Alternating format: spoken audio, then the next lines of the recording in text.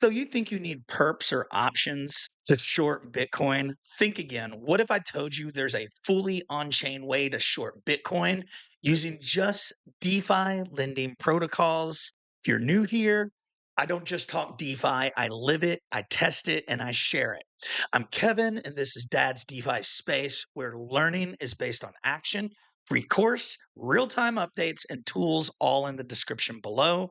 And hey, I'm going to show you something that most people in crypto don't even know exists. So hit that like and subscribe button. And remember, none of this is financial advice. I am not a financial advisor. So today we're going to look at purely an on-chain, a pure on-chain DeFi strategy to short Bitcoin using just DeFi lending protocols, no perpetuals, no options, no synthetic assets, just structured timing and a little bit of risk control, which we'll talk about later in the video.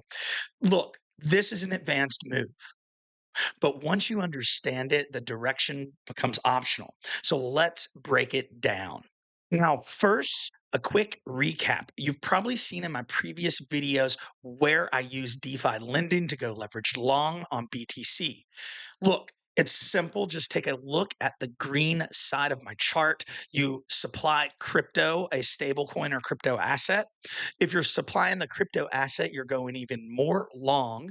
You borrow stable coins, and then you're going to resupply after you swap those stable coins for more Bitcoin, Ethereum, or whatever asset you're going leverage long on.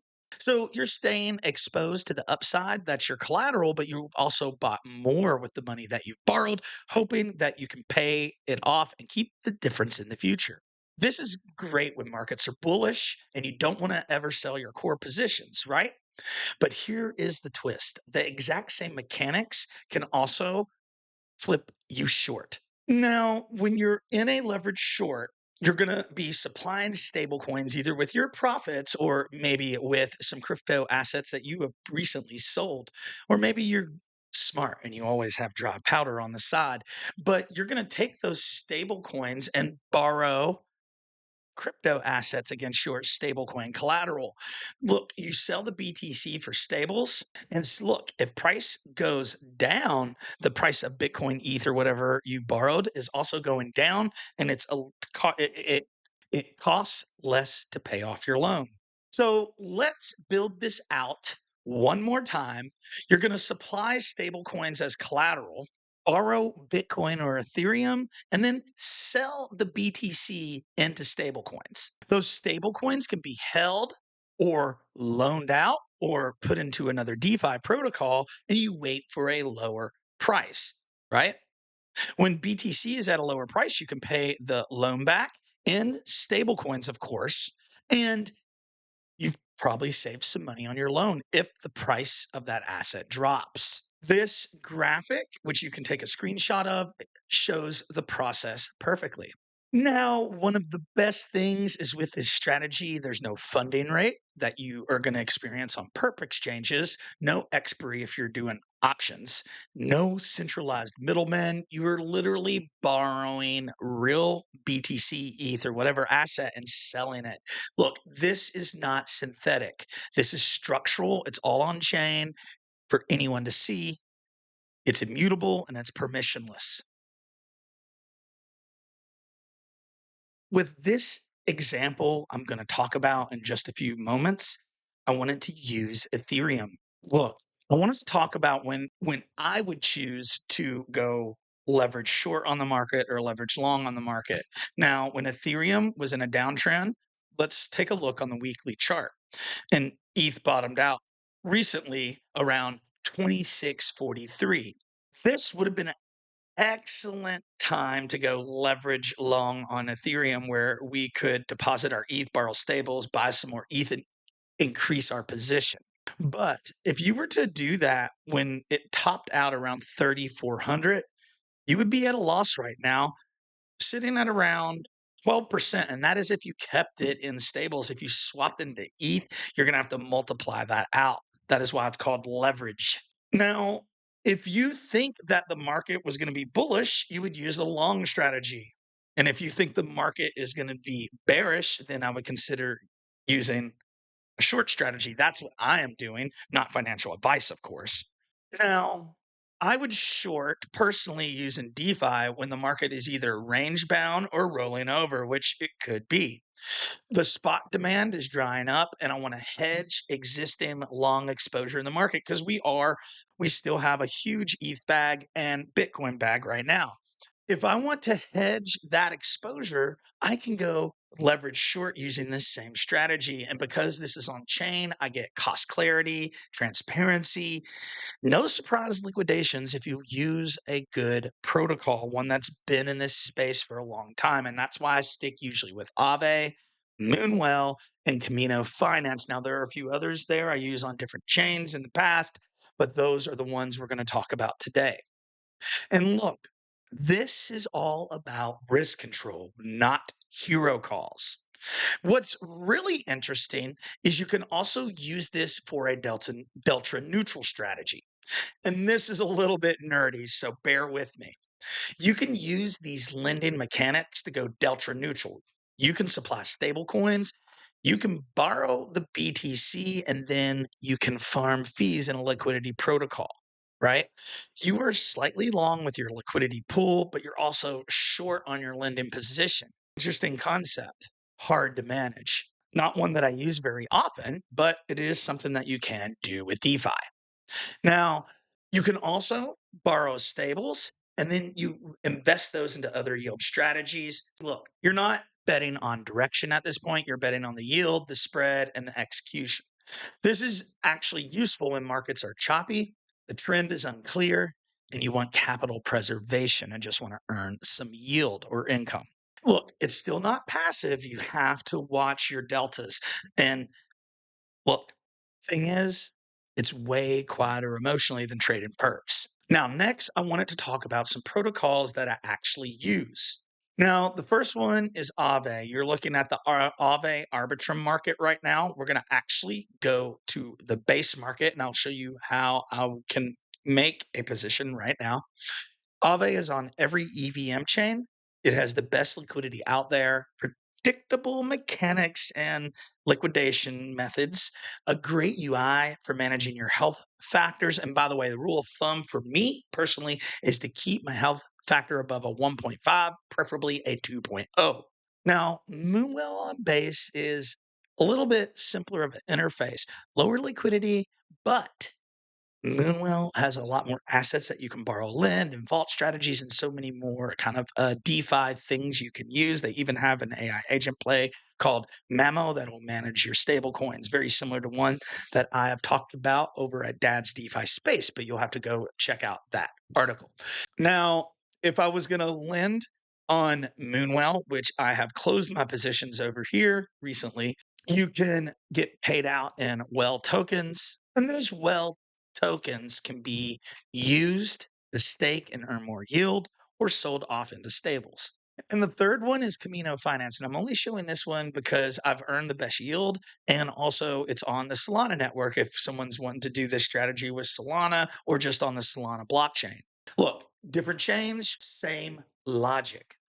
So, what kind of risk can you face using a strategy just like this? Look, if you're going short and BTC, ETH, whatever you're lending, if it pumps, your loan health is going to compress.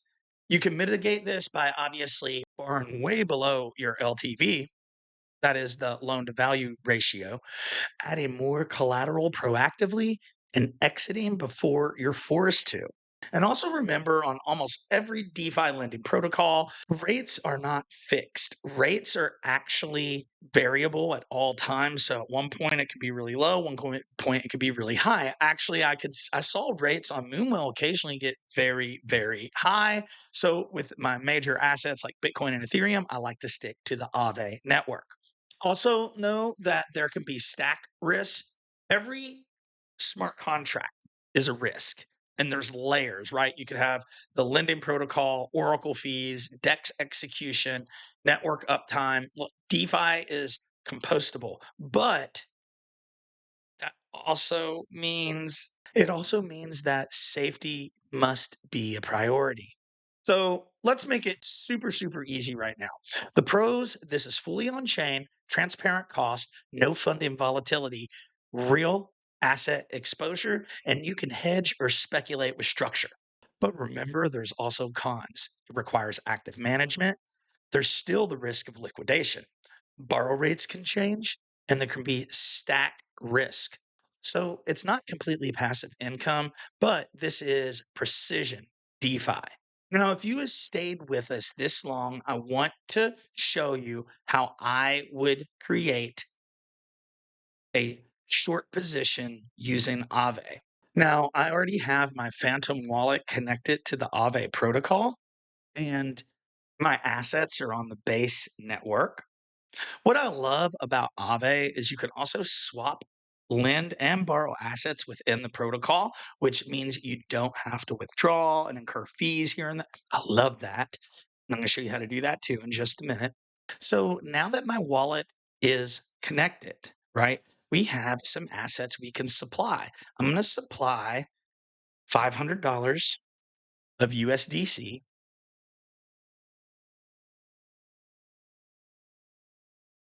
I'm approving the transaction, and then I'll eventually confirm it in my wallet. Now that my transaction is confirmed, I'm going to supply the USDC. I'm going to confirm that transaction, and I'm all done. Now, in a minute, my $500 deposit is going to show up in my account, but I'm going to go ahead and deposit this. Now, never deposit all of your ETH because you got to leave some for gas, of course. We're going to deposit $495 of Ethereum. Now that I have both assets deposited, both are showing up in the Aave protocol. You can see that my base net APY is 2.67%. Awesome. Now, what we're going to do is I'm going to show you how I would go short on the market. Now that I have the stable and Ethereum deposited in the wallet, I need to convert my Ethereum to stables. So I'm going to swap because I wanted to show you how you could do this in the Aave protocol. And I click swap, and we're going to swap as much Ethereum as we can into USDC. Now, sometimes there's a lack of liquidity and you have to do more than one transaction. Right now, it's looking like about zero 0.6 slippage. Yeah, not as much as it's kind of high right now. So we're going to try to do a couple different swaps. 0.05, do a little over half of it. Okay, here we go. It's not too bad. So I'll take that one. Now I'm going to swap that transaction and confirm. And the transaction was confirmed. Now I'm going to go back and swap the rest of this ETH, or most of the rest of this ETH. Eventually, we'll just do it all into USDC. So I've now taken my profits on that Ethereum. And yes, if you live in the States like me, this is a taxable event. I'm not a tax attorney, but I'm going to have to pay taxes on that. We're going to click swap and confirm the transaction. And now it should all be USDC next time this updates. Now that all of our assets are converted into USDC, we're going to borrow some Ethereum. Now, what I'm going to do is borrow just regular old ETH right here. Now, I could borrow the max, and that would put my health factor at 1.04. I am in heavy risk of liquidation, especially with a volatile asset like Ethereum. So we're not going to do that, of course. We're going to borrow less than half. We'll do 0.1. That's around a 300. Ooh, that's a little too much. Let's do 0.0075. Whoops. And let's do 8. We're going to borrow a teeny little bit less than half. That's $247. That would put our health factor, and we're going to confirm the transaction. Now that we refreshed Aave, you can see we have $247 of ETH borrowed to our $1,000 of mostly USDC and a little bit of Ethereum. Now you could get out a calculator and calculate your deltas and see how long or short you are. Right now, I'm definitely short, and we're going to go even more short because I want to swap any remaining Ethereum. We confirm that transaction and we're swapping.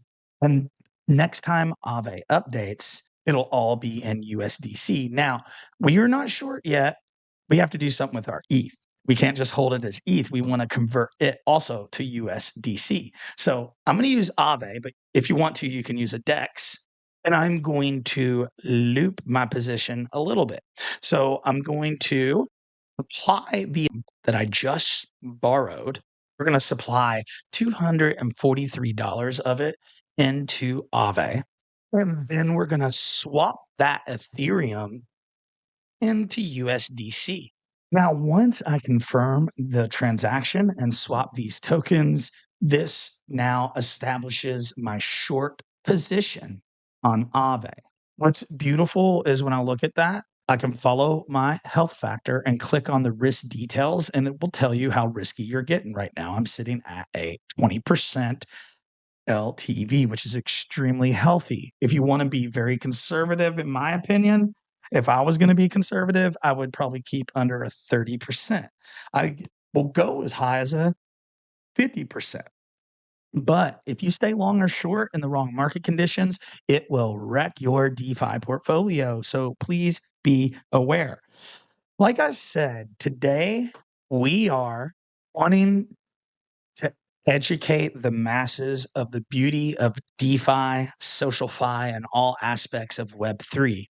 But if you've ever felt that perps are too unpredictable or options are too complex, and I've definitely thought that in the past, this is your middle path. You're not betting recklessly and paying high fees, but you are engineering exposure, the upside or the downside or the neutral position. You use your core mechanics of DeFi and what you might already understand or are learning right now in the DeFi space.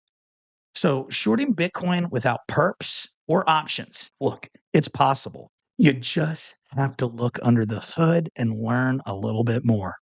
So, if this video helped you see shorting and the nature of DeFi in a different light, please tap the like button and subscribe. And if you're deep in the DeFi space, subscribe because we're just getting started. And check out Dad's DeFi Space Substack on Paragraph. Subscribe and get access to the free DeFi course. And consider joining the free Telegram. So remember, stay sharp, stay on chain, and I'll see you in the next video. Peace.